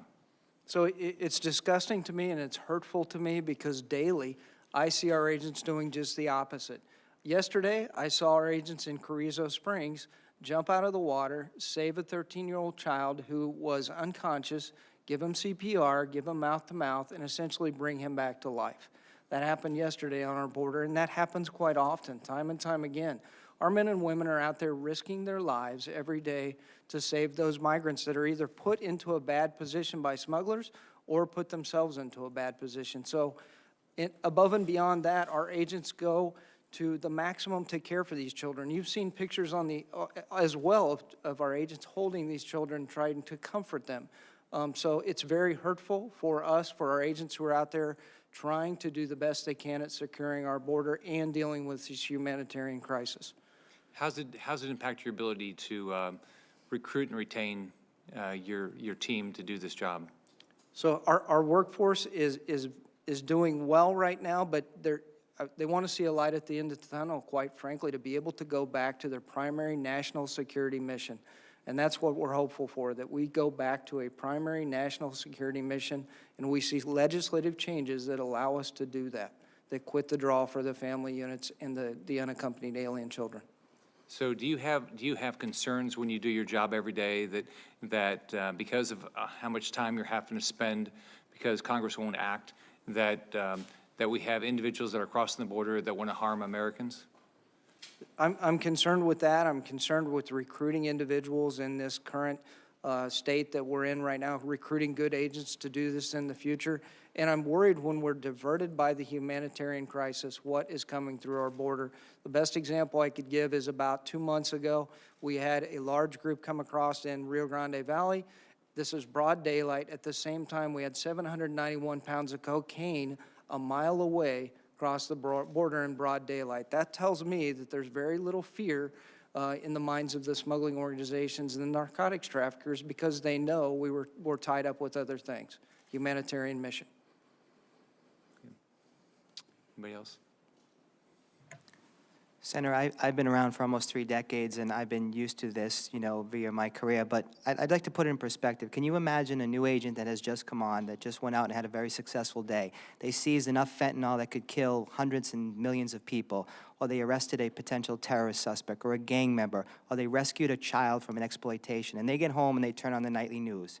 And there's information on the news saying abolish certain agencies. Can you imagine how that agent feels? I know personally when I come home, I don't even want to watch that because it's very hurtful, as my colleague stated. So it is very hurtful, and the men and women of ICE, HSI, ERO are out there every day trying to make this country safe. I'll just add, Senator, it's an unnecessary distraction. Our officers want to be mission-focused. They want to be doing what they were hired to do, enforcing our laws and facilitating legitimate trade and travel. We don't want to be distracted with processing migrants to the numbers we are. Yeah, I've been here 6 months. I'm disgusted that we sit here and you watch on the news where people are trying to do their job get attacked and Congress sits here and doesn't do their job. It's the most disgusting thing I've ever seen in my entire career, my business career. You wouldn't do this in your business career. Thank you. Senator Hawley. Thank you, Mr. Chairman. Can I disagree with what Senator Scott just said? I mean, the behavior of this Congress is absolutely pathetic. I mean, it is just pathetic. People up here should be apologizing to you for the total dereliction of duty that this Congress has undertaken. I mean, I've never seen anything like it in my life. This is, by my count, the 6th hearing, full hearing, I've sat through in 4 months on the border, which is great. I'm glad we're paying some attention to it. The problem is this Congress never does anything. This Congress refuses to do anything. We know what the facts are. You've outlined them again today. CBP is over capacity, underfunded, undermanned. ICE, overcapacity, underfunded. HHS, overcapacity, underfunded. Yet this Congress will do nothing.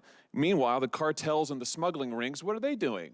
They're lying to vulnerable families, exploiting children in order to turn profits and abuse our broken asylum system. And we know what needs to happen. We know we need to reform the asylum system. We know we've got to stop the pull factors as well as address the push factors. We know all that, but this Congress won't do anything.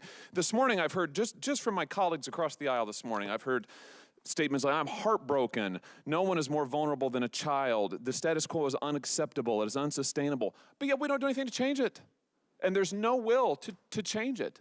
Children are being exploited. This morning we woke up to the picture of the man from El Salvador and his young daughter dead face down in the water. Why? Because they were exploited. Who knows how much that poor gentleman paid to some smuggling ring who told him that if he just came to the United States to our border and claimed asylum, he'd automatically get in. That was a lie. Who knows what lies he was told? And here he ends up, he and his little baby dead, and this Congress still refuses to act. I mean, it's just, it is absolutely unconscionable.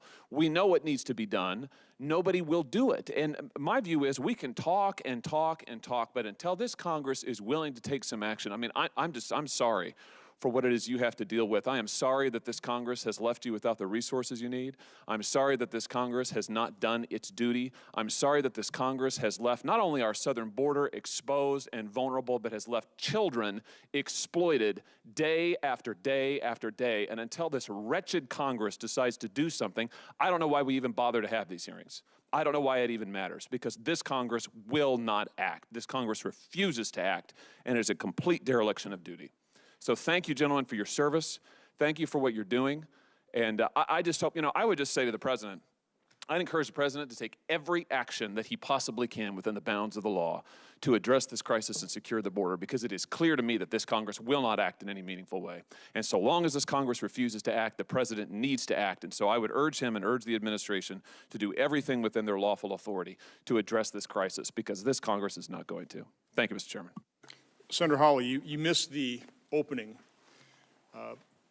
when I described a process that this committee is going to undertake. And obviously the reason we hold these hearings is in the problem-solving process to lay out the reality. And so what I propose, talking to Senator Peters, and hopefully we can do this in as nonpartisan and uninflamed way as possible, but sit down at those tables like we did last week, where we passed the End Government Shutdown Act, a smaller problem, but one that, I think our legislation solved, Senator Langford's legislation, Senator Hassan's legislation, but start working through this problem in a very organized fashion, have open meetings where we discuss these things, and we talk about, okay, what what do we need to do? I mean, come from a manufacturing background, continuous improvement. What can we do to start the process? Senator Peters is working right now with me, other members on the letter of support of Operation Safe Return, a pilot program where we can gather information, where we can, surge resources to, I'm not going to repeat it, but, we're working on that. But I'm hoping that you'll participate. I hope every member of this committee will participate in this process, a number of meetings, hours long, where we thoroughly discuss these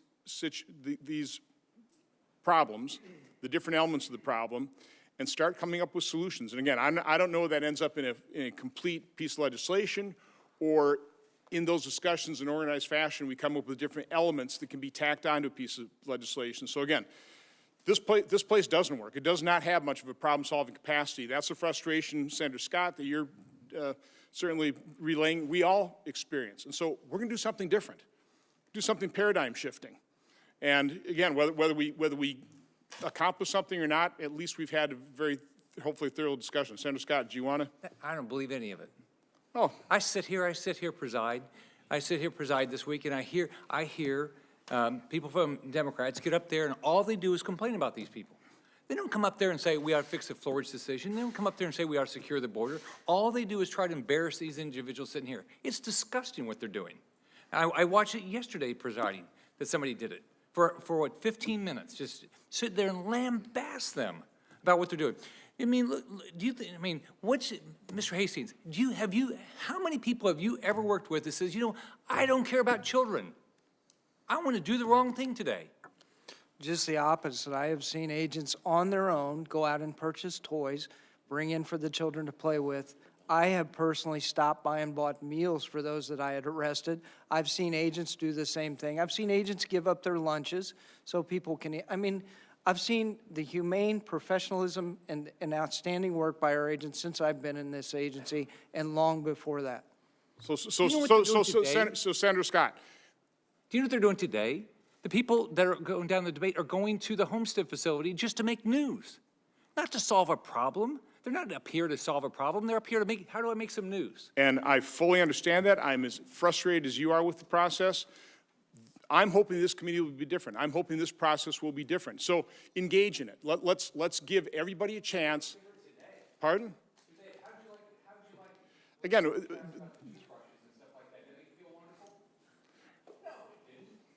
so let's get around the table like we did last week, and let's see what we can make of this. I mean, again, you got to be tenacious. We have to start moving the football forward, or we can throw up our hands and say we'll never fix this problem. I'm saying that photograph ought to catalyze us, and we ought to try something different and start trying to solve the problem, okay? Senator Langford. So I want to join my colleagues in the frustration of this day.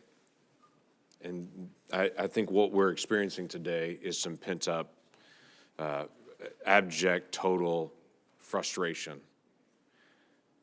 March the 28th of this year, at that time, Secretary of DHS came to this hearing and then followed up with a letter, and this was the exact quote from her. "We now face a system-wide meltdown.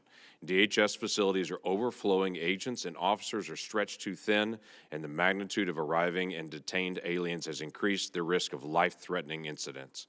Then she said, "My greatest concern is for the children who are put at high risk by this emergency, who are arriving sicker than ever before after traveling on the treacherous trek." But instead of actually providing funding during that time period,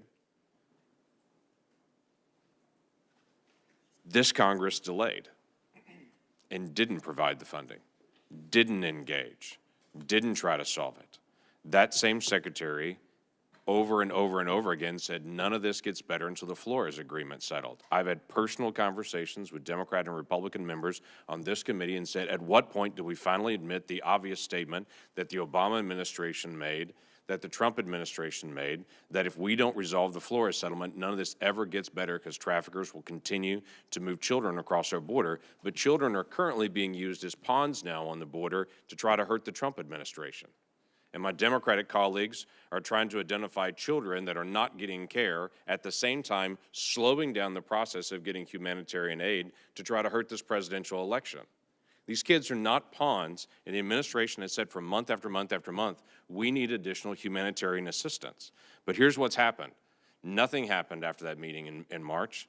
May the 1st, HHS sent us a protracted letter to try to get additional assistance and saying that we're at a crisis moment. May the 17th, they contacted us again and said we're at a critical moment. Secretary Azar from HHS came back and said at that same time period, we're at a critical moment. We tried to move a humanitarian relief package with the disaster relief package on May the 22nd, and Leader Schumer came to the floor and made this statement: the Democrats are ready to pass the bipartisan disaster relief package that's already been agreed to and written, but we should pass disaster agreement as is and return to unrelated issues at a later date. Unrelated issues is this humanitarian issue. To say these unrelated issues are slowing down our disaster work, so we'll put the humanitarian work off till later. And then yesterday, Senator Schumer was back on the floor criticizing the president and criticizing all of these folks and their agencies, saying, why aren't you taking better care of the kids? When this committee has talked about it for months, y'all have asked for it for months, and all we've got to is we'll get to unrelated issues later. Now, I'm tired of people calling my office and saying, how come you don't care about the kids? I'm sure you're tired of reading in the media every day, how come you don't care about the kids? If 500 people showed up your house tomorrow and said, I'm going to stay here for a week, would your house be ready to take 500 people? What would you do if 500 people came to your house tomorrow and said, I need to stay here? Y'all are having to manage thousands of people showing up at facilities that are not prepared for thousands of people, that never have been, and that are certainly not set up for kids. And the whole time we argue about what are we going to do when everyone knows the issue, it's the Flores settlement. Every smuggler uses that, and we won't acknowledge it, and there's been a dramatic slowdown on trying to actually get humanitarian aid. Now the Senate comes to an agreement, finally, on a humanitarian aid, and the House responds with a solely partisan bill and says, no, we're going to try to do a partisan bill. And then the conversation this week was, well, we may not get to the humanitarian bill this week if we don't get a certain vote we want on the NDAA. As Democrats, we may hold off the humanitarian bill in NDAA for 2 weeks from now. Yet another delay because it's an unrelated bill.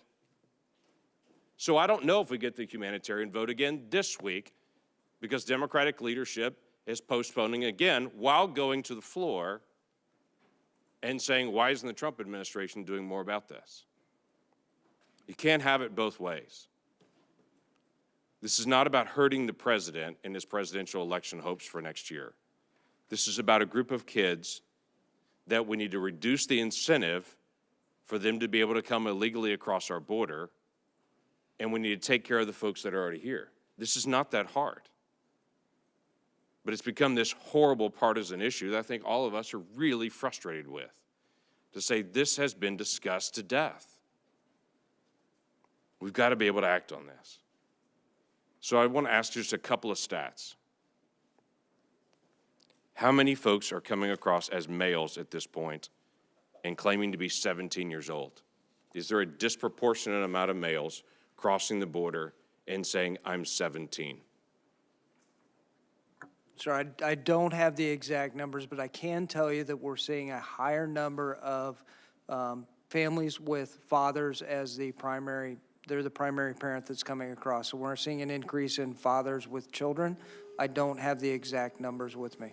How many countries have you seen crossing our border with minors? So 140 different countries that we have seen apprehensions that we have made from 140 countries, 52 countries for family units. So we have family units from 52 different countries that have crossed into the U.S. this fiscal year. And that's just this fiscal year, so that'd be since October 1 of last year. That's correct, sir. 82% of the people you testified, people that are crossing the border, are coming from countries other than Mexico at this point. Is that correct? That's correct, sir. Guatemalan authorities that I met with this week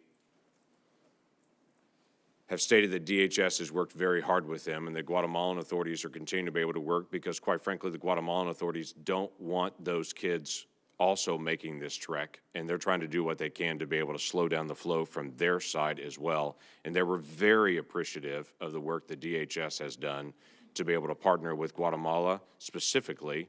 Now, I'm sure if I talked to the Honduran authorities and the El Salvadoran authorities, they would say the same. But the Guatemalan authorities this week were very grateful to our government and the work that they're doing to be able to help not only protect those kids, but quite frankly, they want their kids back home to be able to be there. And they're a little frustrated by this whole journey as well. And as a country, we have put hundreds of millions of dollars into Central America, into the Northern Triangle for quite a while to help stabilize those governments and continue to be able to do that, to be able to provide a safe place that's there. So all of this conversation about we're doing nothing to be able to help the issues there really is we are doing a lot of things to be able to help the issues in Central America. What's not being done is deal with the pull factors here in the Flores settlement. And frustratingly enough, also not the humanitarian assistance. With that, I yield back. Senator Portman. Thank you, Mr. Chairman. I was here earlier and had the opportunity to hear you, Mr. Hastings, and hear some of the discussion with my colleagues, Senator Johnson, in particular on what's going on at the border, and also from Senator Peters. And I think there is now a consensus, I certainly hope so, that we're facing a crisis. It's an immigration crisis. It's also, by the way, a drug crisis impacting my home state of Ohio and every state represented in this dais. Crystal meth is now coming in unprecedented numbers, as an example. We already knew the heroin was coming in. Crystal meth's coming in entirely from the Mexican border now, we're told. It's also a humanitarian crisis. There's no question about it. And the men and women who you represent are being put in an impossible position. And I hope that every member of this body protects the right of American law enforcement to do their job. And it's a tough job, but I think you're doing it in a professional way, and I know it's difficult. I guess what I would like to focus on is solutions. I do think there are some potentially bipartisan solutions, and I want to hear from you on it. One that has always struck me as a reasonable approach that we should be taking, which was done during the Obama administration, is to have people apply from their home country. They would apply technically as refugees from their home country because you claim asylum when you come into the United States. The criteria are the same. The criteria that have to be met are the same that are eventually adjudicated over here. We're finding about 15% of those who apply for asylum actually receive asylum. That number, may not be entirely accurate going forward, but the point is most people who are applying are not receiving it. Why? Because they're deemed through our judicial system to be economic refugees, probably, and not meeting the criteria. But what if we set up a system, as was done, again, in the Obama administration, where people, instead of being told by the traffickers, you've got to come on this arduous journey, and we're going to mortgage your house for you, and we're going to take your paycheck for the next half year, and we're going to take your kids, because if you're a kid under the Flores decision, then you can't be held in detention for more than 20 days. Instead, the traffickers had to say, you got to apply here. You got to apply from country. Now, two things would have to happen. One, we'd have to raise the cap on refugees, which has been lowered during this administration, and that should be acknowledged. And it would require specifically a cap to be raised for Central American countries. Second, we have to provide the resources, although, as you know, with refugee resettlement, primarily that's done through international bodies, including the UN, refugee resettlement operations. So this is something that could be internationalized. I've talked to a number of my colleagues on the Democratic side of the aisle about this. They haven't said no. It certainly makes sense as part of an overall strategy, in my view. The pull factor is the fact that you can misuse our asylum system now. It's also the fact that you can get a job here in America and make 10 to 20 times more than you can make in your home country. If I was in that situation, or you were, you'd be tempted to do the same thing. Doesn't make it right. So one way to do this is to have people, instead of being told you got to make this journey up north, is to say you got to apply right here. Let's adjudicate these cases. Let's provide the funding for it. Let's use the United Nations and other international bodies.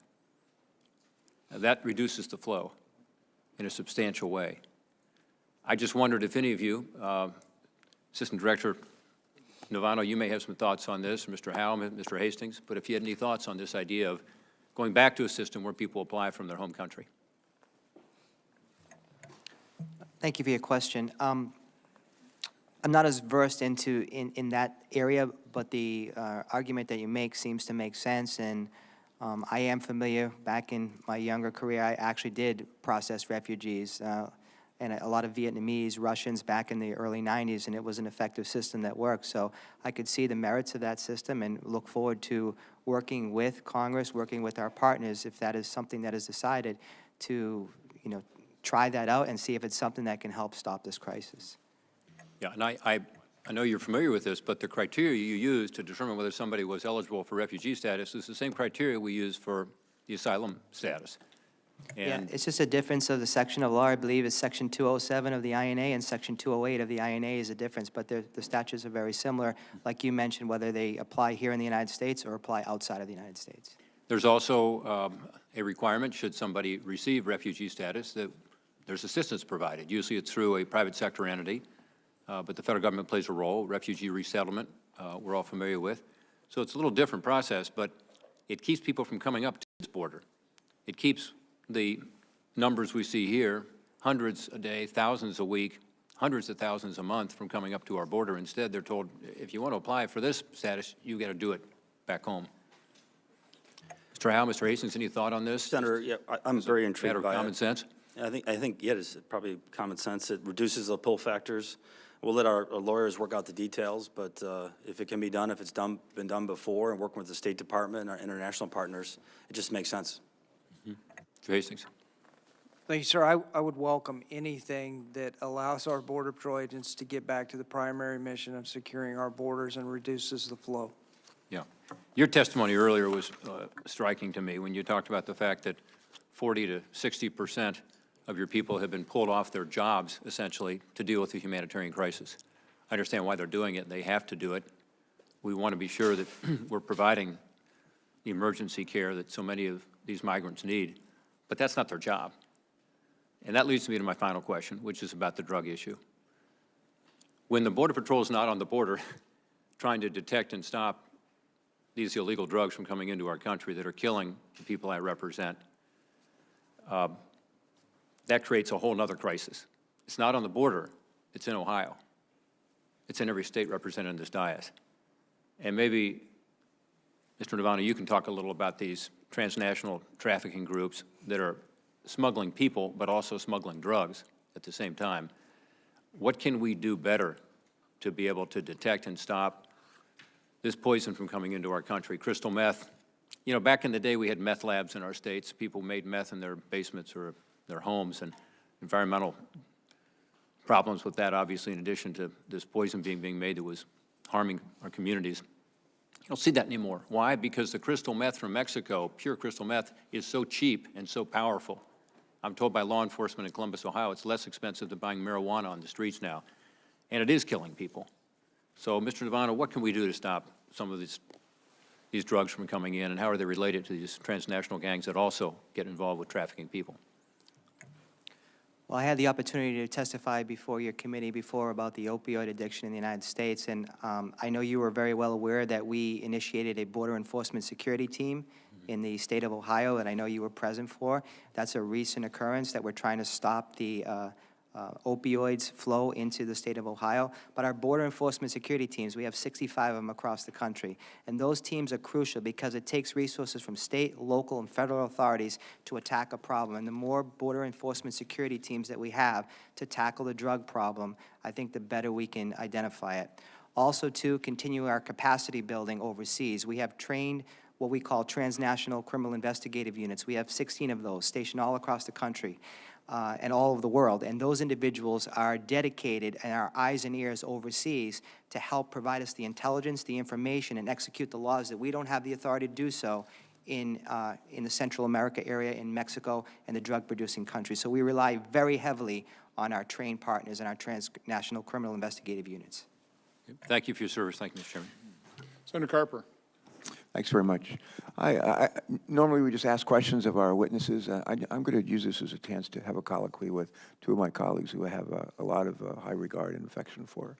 And I might ask you a question, but I may not. But it seems peculiar to me, as I was putting together a congressional delegation earlier this year, and we looked at the flow of folks coming here from Mexico over the last, I don't know, 15, 20 years. And as you know, there are more Mexicans going back into Mexico these days than there are Mexicans coming into the U.S. And we looked at some, in getting ready for our CODEL, we looked at illegal immigration numbers through the end of last October.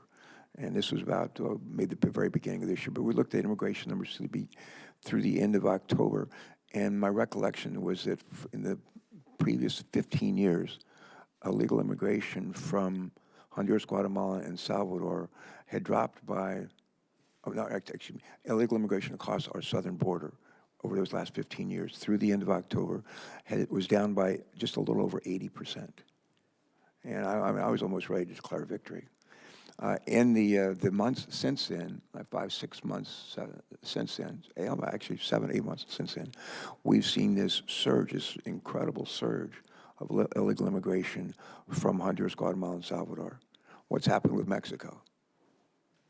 Pretty much the same. I mean, and when I say pretty much, it's been pretty much what it was been for years.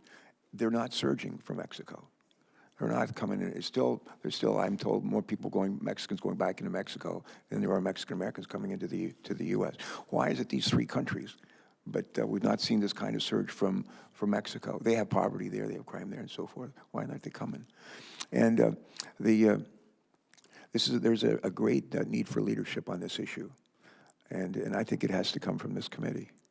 And I've heard the chairman say any number of times this committee has a great record of history of bipartisanship. And frankly, I think this committee attracts people who like to get things done, work across the aisle, and look to build consensus. And we really see an opportunity here. It's a very sad situation. We also see an opportunity to fix it. And I would like for us to be the committee that provides that kind of leadership. I'm not interested in pointing blame. I could easily say in response to some of our colleagues just pointed at this administration, point out all their sins. I'm not going to do that. But let's see what we can do to fix this problem. And I want to sign up to do that. And I'd say, I look at the four of us, and if the four of us can't work this out, nobody can. I mean, this is just ripe for our working on it. Do y'all have anything else you want to say with that spirit that I've just tried to kindle here? Anything you want to say in response to that? First of all, I just thank you all for what you do with your lives. When I was chairman of this committee, I used to go to the floor every month and talk about different units of the Department of Homeland Security and praise the men and women for the work that they do.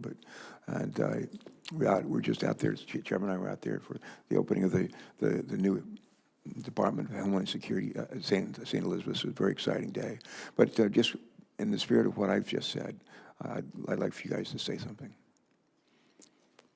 Well, just thank you, Senator, for what you've said and your commitment to work together to work out legislation or whatever needs to be done to address the crisis. The men and women on the border work hard. They're proud of what they do, and let's mission focus them on what they need to do. All right, thanks. Anybody else want to say something? Sir, appreciate it. And again, for the men and women of the Border Patrol, we would just ask for to work on the legislative fixes, please, to allow them to get back to doing their primary mission. Mr. Lama, Greg. I'd reiterate what my colleague says. Thank you for addressing the issue. Whatever you can do to help us out. Again, we want to focus on the transnational criminal organizations and focus on the large criminal networks that are actually exploiting these individuals. Whatever you can do to make us get back to doing that type of work and less dealing with the border crisis, we'd greatly appreciate it. Thank you very much for bringing that up. You bet. The chairman and I have oftentimes said in this room that we have to focus on root causes. It's they're pull factors or push factors, but some of the situations we've seen in visits down to Honduras, Guatemala, and Salvador, if we were living down there, we would want to get our kids and our families out of there too. And somehow it's gotten a lot easier. It's gotten a lot easier. People used to have to walk 1,500 miles in all kinds of bad weather and danger and so forth, and they'd still do it. But now they can get in a bus and come on up, an air-conditioned bus, and be dropped off at the border, and a lot of people are doing it.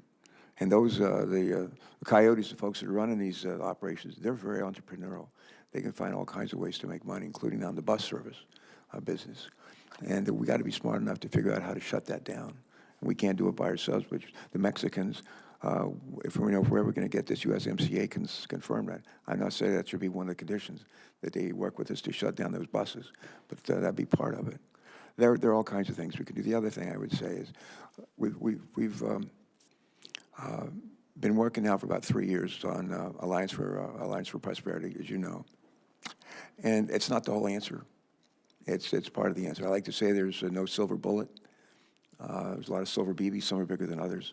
I think one of the big BBs is making sure that we address the root causes of why people are trying to get up here: lack of economic opportunity and hope, crime and violence, corruption.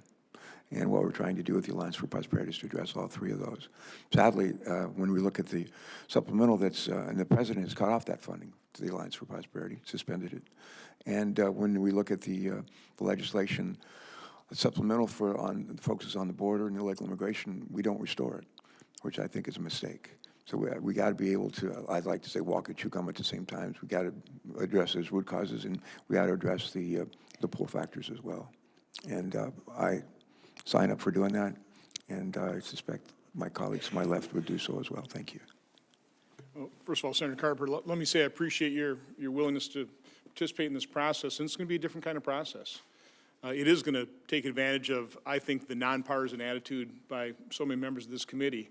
And we've spent more than 30 hearings gathering information, trying to define the many root causes of this problem. I continue to say the primary root causes is America's insatiable demand for drugs, which has given rise to drug cartels, destroyed these public institutions. But having been a manufacturer, having solved a lot of problems, there's a process you go through, and that's what I want to see this committee engaged in. You know, not here at the dais, but down there with genuine conversations, and we do it in a very organized process, trying to address all the complexities of this, but also then trying to find, the priorities. What are the things that we have to fix now?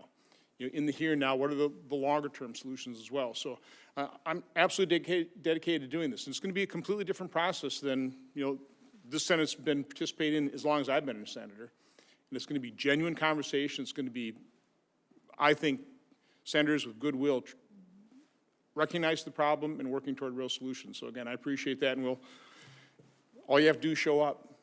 But we're going to be holding multiple meetings, and they will go on for quite some time. And I'm just, you know how tenacious I am. With that, Senator Sinema. Well, thank you, Chairman.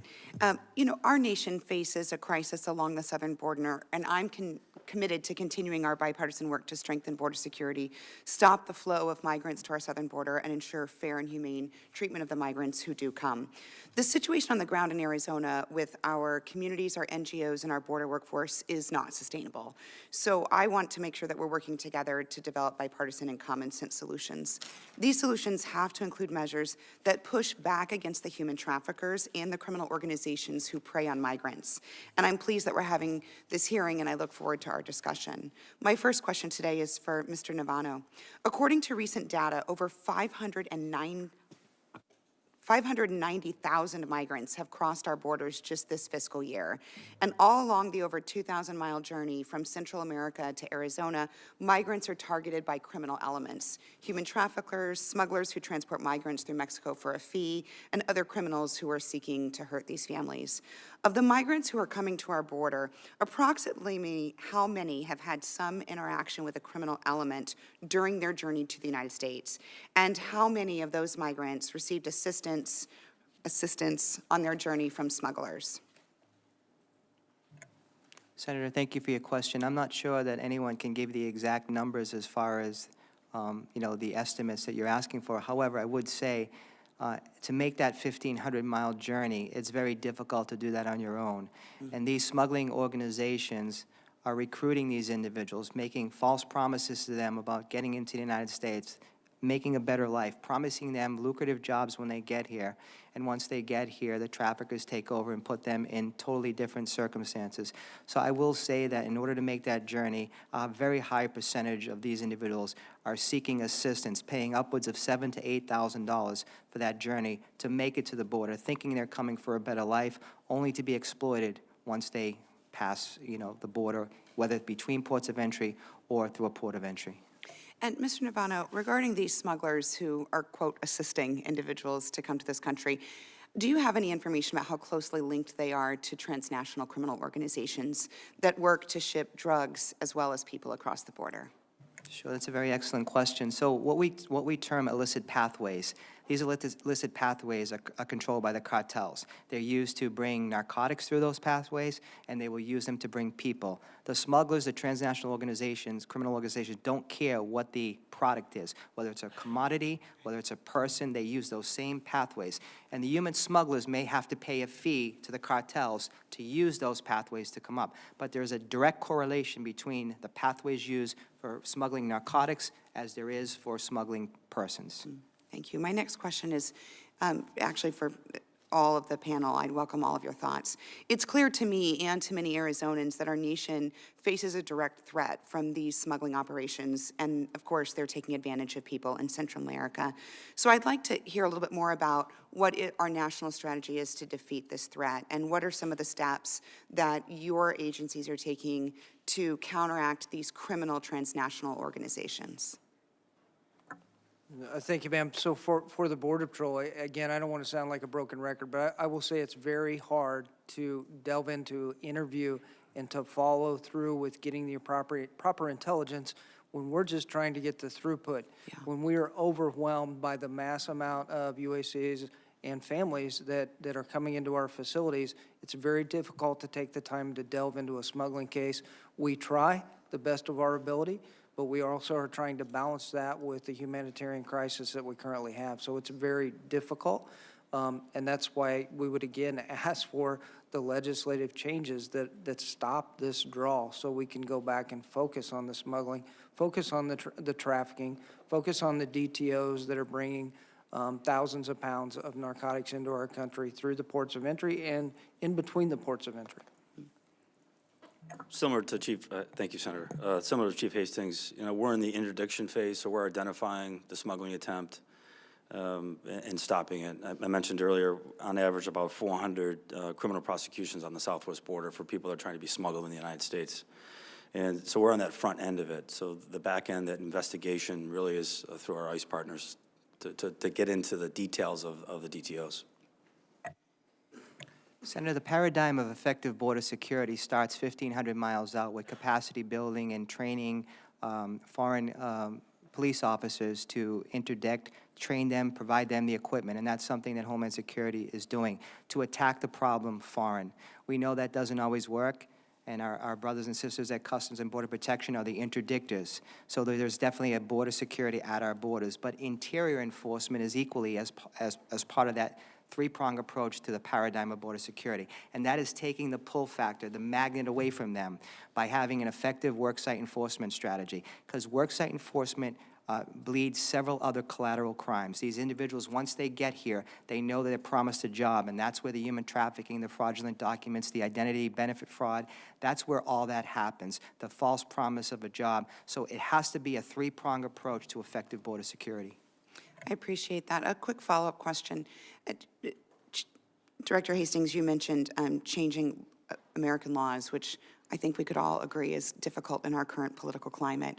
What I'm looking for, and really am grateful to be working with the chairman and others on this, are ways to help the administration improve the credible fear process. So that's something that we're working on to try and figure out how can we do that given the difficult partisan political climate that we're living in. But I'm also really interested in figuring out how do we disrupt these smuggling networks so that they no longer see a financial benefit and they don't see this as a smart business plan to bring groups to the United States and try to exploit the so-called loophole.